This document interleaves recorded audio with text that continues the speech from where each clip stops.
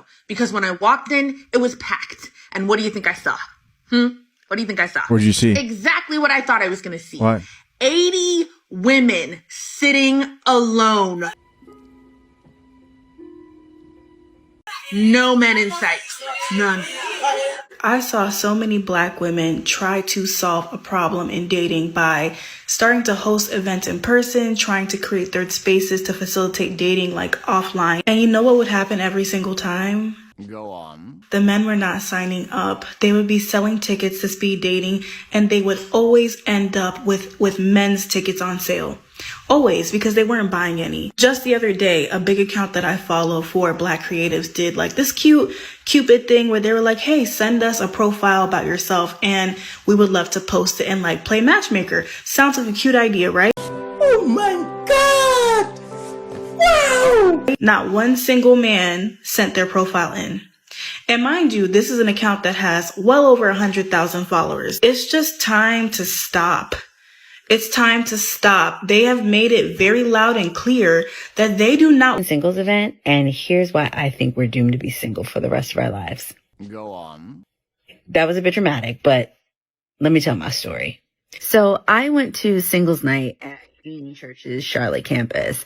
Now, I don't go to that church, but I started following Pastor Stephen since he was a guest pastor at my church earlier this month. And when I found out that he was writing a book on dating and relationships, I was interested because, listen, your girl could use some divine intervention in that area.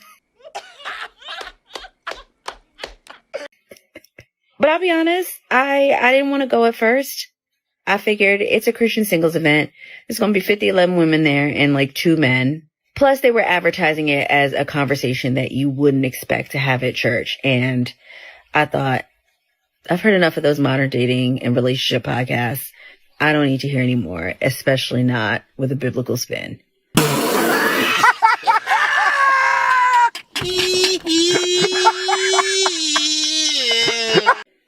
Instead of having meaningful conversations about finding and building Christ-centered relationship, we just left the event.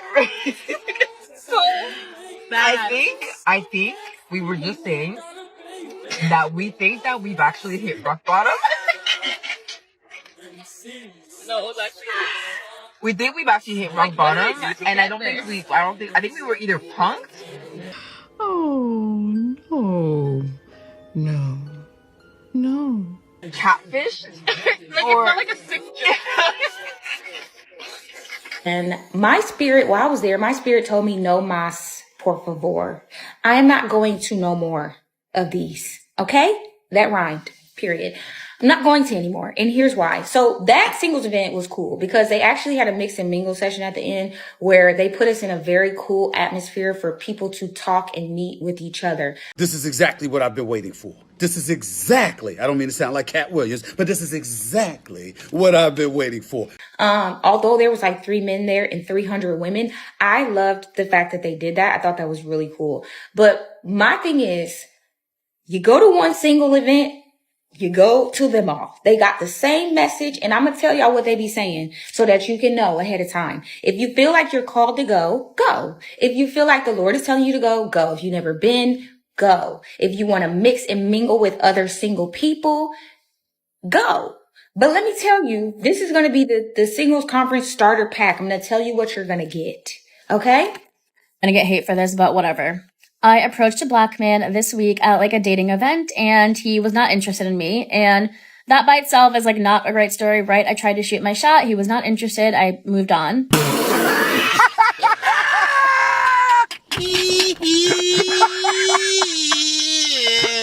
But immediately after I walked away from this man, he went up to a group of 5 white women and he introduced himself to all of them. And then I kind of observed out of like the corner of my eye for the rest of the evening, this man was only going up and talking to different white women. Later that night, another very attractive Black man came in, the exact same thing, only talked to the white women that were in the room. There were maybe 6 or 7 Black women throughout. And I could tell, I would look over at the Black women occasionally, they would be looking, we would all be observing the same thing. We're all thinking the same thing, right? And as someone who has reviewed a bunch of different like dating events, I have seen this play out so many times where you walk into a room, the Black women are looking for other Black men and the Black men are not looking for Black women.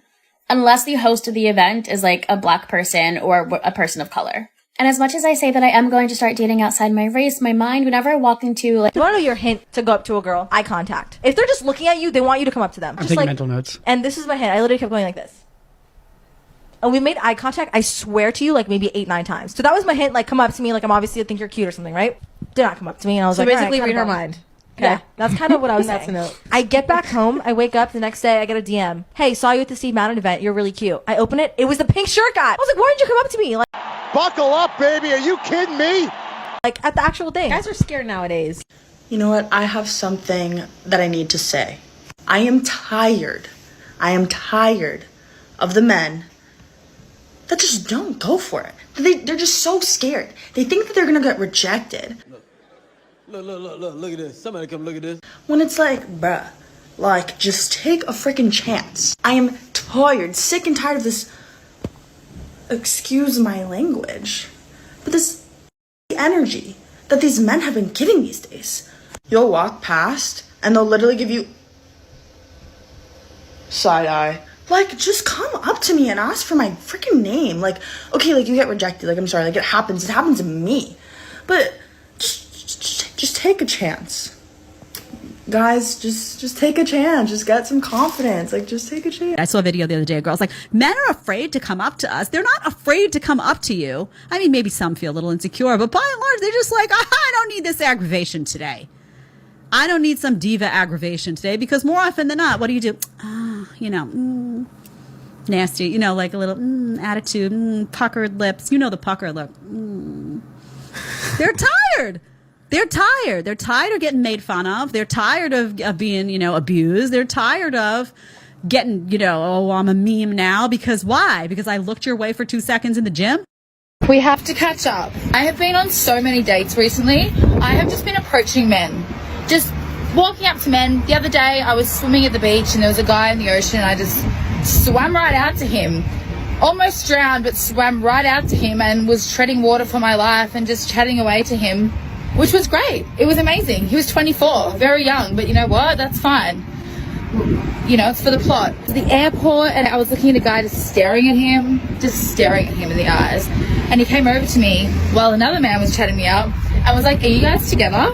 And I said, no. And he's like, can I take you out? Absolutely, you can take me out, especially if you're going to ask me in front of another guy. Me and him went on the best date I've ever been on in my life. Then today, I approached another guy at the beach. And honestly, the point of this is just play big. Be bold. Approach people. Walk up to people. It's for the plot. And it's not even for the plot. Like, who cares about getting rejected? Life is one big game, really. It is one big game that we are all leaving the same way. You may as well make it interesting and just be fucking bold. Be bold. That's the catch up. In case you forgot that men are awful, I posted a video about what the girlies are gonna do if we ever hit an apocalyptic situation and life's never going back to normal. And there are currently almost 7,000 comments of women saying that they would themselves rather than deal with the men out in the world because they know that they would be abused, used, and discarded. Not to mention all the girlies in the comments saying that they would make sure their body was burned, disposed of, mangled beyond recognition, because even death will not stop men from using our bodies against our will. I know this is grim, but also the girlies are hysterical. And if you would like some funny, girly, dark humor, I highly encourage you to go look at that video on my page. I am just having so much fun scrolling through the comments. Everyone is hilarious. Everyone is so funny. And I just love all the girlies once again.